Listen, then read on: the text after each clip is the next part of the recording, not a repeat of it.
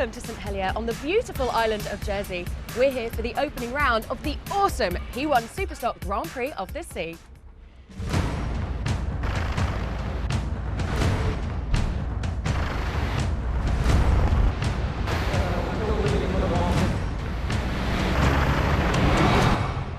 This is it then, the first ever P1 Superstock Grand Prix of the Sea. The championship being fought out over 5 rounds, and following this opening skirmish, the series moves across the channel from Jersey to Plymouth in Devon for round 2.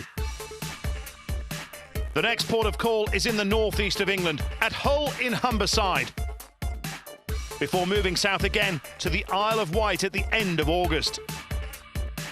Finally, the season concludes in the northwest of England at Liverpool. The focus, though, is on Jersey at present, and this is the course that the teams will be negotiating around St Albans Bay, close to the beach at St Helier, the capital of Jersey. And we should be on for some very spectacular powerboat racing.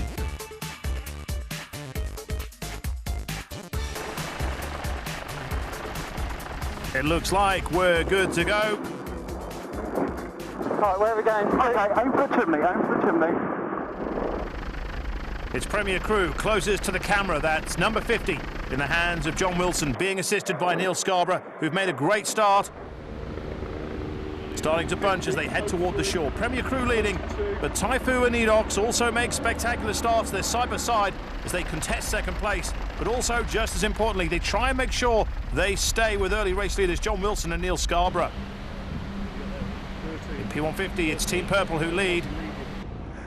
Yeah, you slow down. Right. Come on! Oh, you little.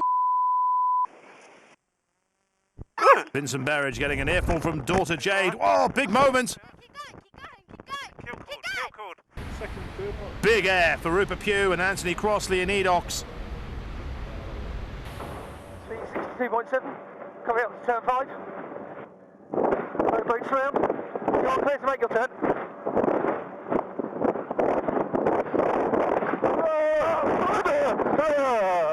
Oh, that was a bad one. Okay. While Premier Crew are dominating the P1 Panther category, the same can be said for Stuart and Sarah Curitan in the Team Purple boat. We've got the overlap on 88. Not far to go for Premier Crew, who've dominated from start to finish. A 6-second lead on lap 4 was pegged back to 5 a lap later, but they pulled the pin again on lap 6 to lead by 7 seconds. They've added a second per lap since then. On lap 9 it was pushed out to 11 seconds, and it's the perfect start to the campaign for John Wilson and Neil Scarborough. And the rest of the outfits, well, they're going to have to find some way of making up that deficit in race 2. The checkered flag is ready, and it's waved at John Wilson and Neil Scarborough, who take the win for Premier Crew. This is how the first results board of the campaign reads, with a great recovery for Peters and May to take 4th behind Edox, with Typhoon 2nd and Premier Crew on top. Delight 2 for Team Purple in the P150 class. They take the victory, finishing a long way ahead of Eclipse, with Team Fox 3rd, ahead of Aztec Racing and Black Magic, who finished the race despite that moment for Jade Berridge. Jersey is the setting for round 2 of the P1 Aquacross Championship. It's a brand new style of jet ski competition. The season opener took place at Southampton, with overall class victories for Dave Huddleston, Duncan Johnston and Russell Marmon. Those successes were to be repeated by all 3 riders in Jersey. The air temperature is definitely up on race 1, plus the wind has dropped and the tide is on the rise. Here we go then as they thunder on their way, and it looks like another fine getaway for both Edox Watchers and Premier Crew, but someone getting big air as they pour on the power. We can look at that again.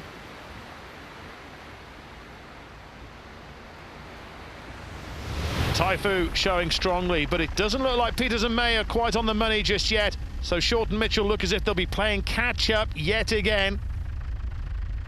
They thunder down.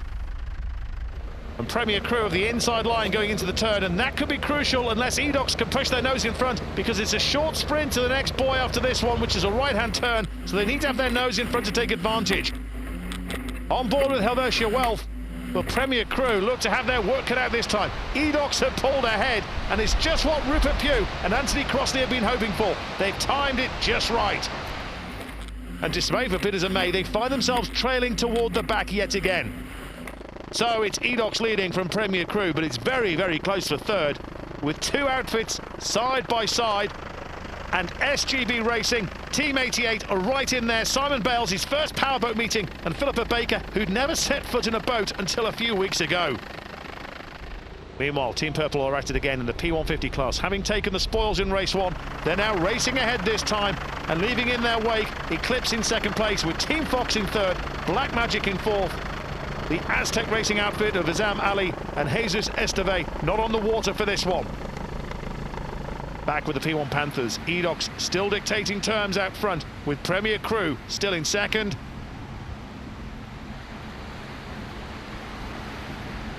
Eclipse still holding second place in P150 in the hands of Rose Lorez. And Premier Crew definitely playing catch-up this time. They broke the challenge of the other crews early on in race one, but it's a different game plan this time as they try and chase down race leaders Edox, which is in the experienced hands of Rupert Pugh, the 300 horsepower class champion of 2010. So it's head-to-head between last year's title winners at the front. 21 is Ian Brusby and Dan Wapples of Rough Cut Racing, just on the inside of Simon Bales and Philippa Baker in boat 88. A great powerboat debut for them in race one with a fifth place, and proving it was no fluke with another strong-looking performance. It's Edox who are calling the tune out front, but Premier Crew not letting go. No harsh racing this time, by the way, due to Jonathan Pegler's shoulder injury. The view once again from the Helvetia Wealth craft. Shelley Jury back on the waves again following her career-threatening smash last season. In the P150s, it's Team Purple who continue to lead. Stuart Curitan, a salesman for a well-known financial institution, while wife Sarah is a swimming instructor, and they're being cheered on by their three children. Oh, the end of the line for Rupert Pugh and Edox. So drama with the race leader pulling up and retiring. That, of course, will bump up everyone by one position. Vincent and Jade Berridge in the Black Magic P150 craft, and there's the new race leader in the P1 Panthers, Premier Crew.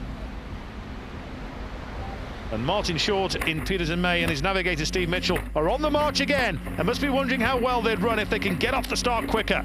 They're now up to fourth.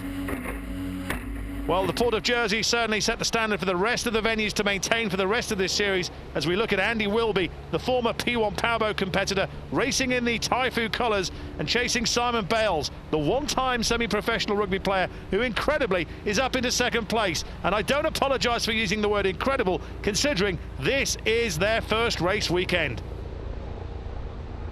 It's all over for Rough Cut Racing. They join Edox, who suffered steering pump failure, in retirement.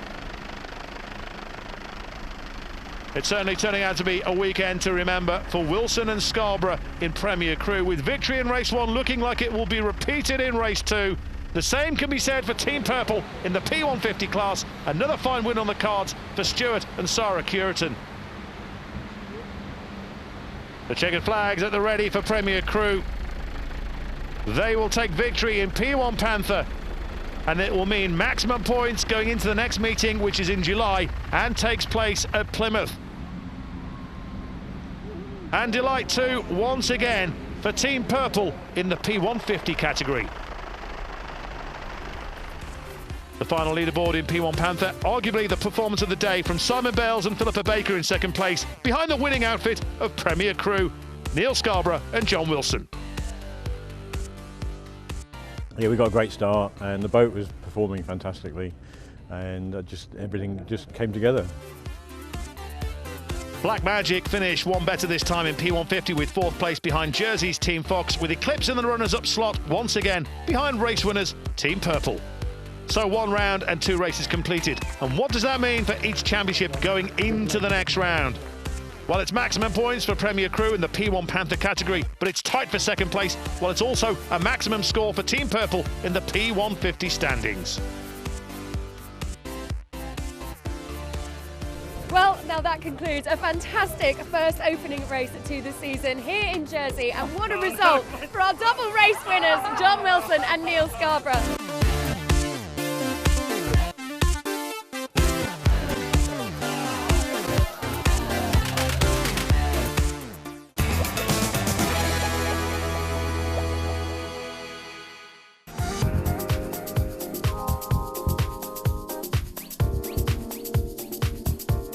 Hello and welcome to Plymouth for round 2 of the P1 Superstock Grand Prix of the Sea.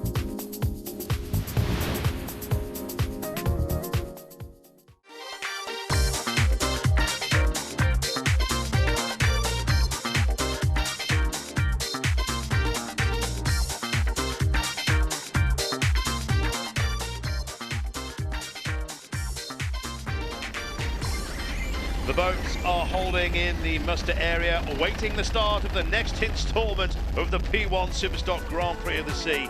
First though, let's check out the course. It's quite tight. The chicane could well prove to be a hotspot, and anyone watching from the breakwater or the Hove foreshore will be very close to the action. Here we go, the P1 Superstock Grand Prix of the Sea getting underway at Plymouth Sound. What a setting this is. We're riding on board with the eDocs Watches crew of Rupert Pugh and Anthony Crossley. They appear to be away well as we look at the P150 competitors who are closest to the camera, with the even more powerful Panthers in the background. Pertemps, who won in Jersey, are in second place. We're back on board with eDocs. They're third as they tear down toward the spectacular first turn. The race leaders just to their right. It's all going to be very tight. It's a left-hand turn. So with the leaders out toward the right-hand side, we could potentially have 5 boats coming together at the marker. eDocs are closing right in on Pertemps.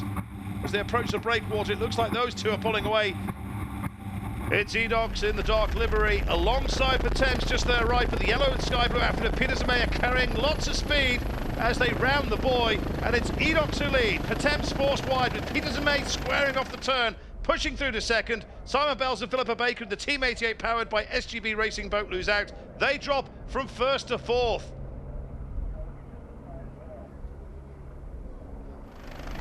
Here come the P150 competitors, much more nimble than the Panthers around the turn due to their size, but not going at the same speed, of course. It's eDocs on the outside, closest to the camera. Peters and May on the inside of the turn. Meanwhile, Team 88 are up to third, with Rough Cut Racing pushing back to fourth, and Pertemps look to have lost momentum. They're pushed back to fifth. What an opening lap this is. That's the battle for third, as seen from the air with Rough Cut, number 21, holding the inside line. And in the P150s, it's McDonald Mermaid who lead, with Team Purple in second. Flying Sparks are there as well, so too Team Fox.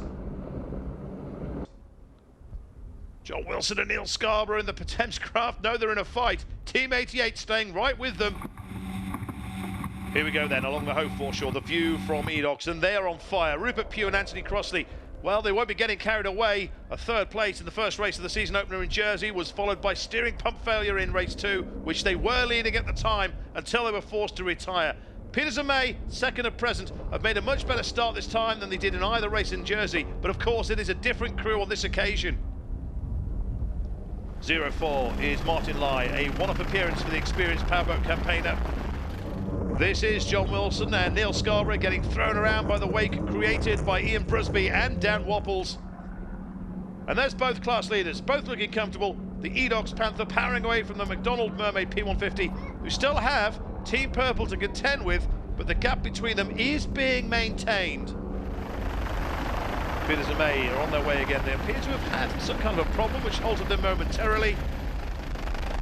Not far to go for Rupert Pugh, last year's 300 horsepower champion.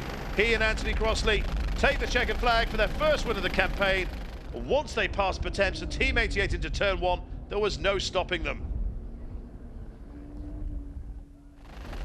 It's been a dogged, determined effort by Team Purple, but they've just not been able to make inroads into the lead created by McDonald Mermaid. And it's victory for David and Kirsty Toos Hobson. They missed the season opener, but they've certainly arrived with a bang.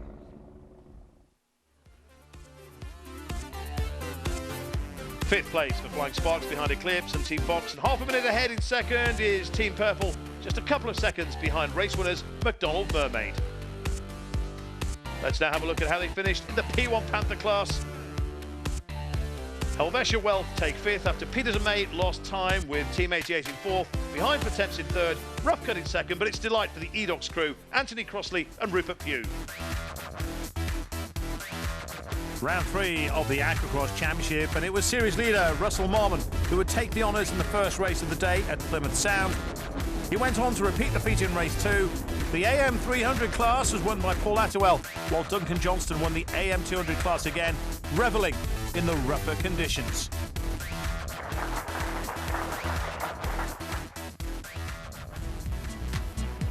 We're almost set to go. The wind, which was quite strong for the first race of the day, seems to have eased off a bit, although we've still got a mixture of sunshine and showers. This is it. Here we go. Green flag is up. And it's the charge down to the first turn. And there's quite literally nothing like this in most forms of motorsport in terms of excitement as they power toward and around the first buoy. They're building speed. It's a long way toward the shore from almost a standing start. The P150 crews nearest the chopper and the Panthers to their right as they bunch up to go past the breakwater, and then they have to slow for the turn. And something has to give. If they stay as tight as they are, then there may be a coming together at turn 1. That shouldn't happen, but can't be ruled out. And it looks to be between Peters and May in yellow and blue, and Pretemps and Edox as to who will get first. Here they go, past the breakwater, and it looks like Edox has the advantage, but can they turn in time? Well, they look to maybe have nailed it. Pretemps certainly making sure they're not pushed to the outside as they were in race 1.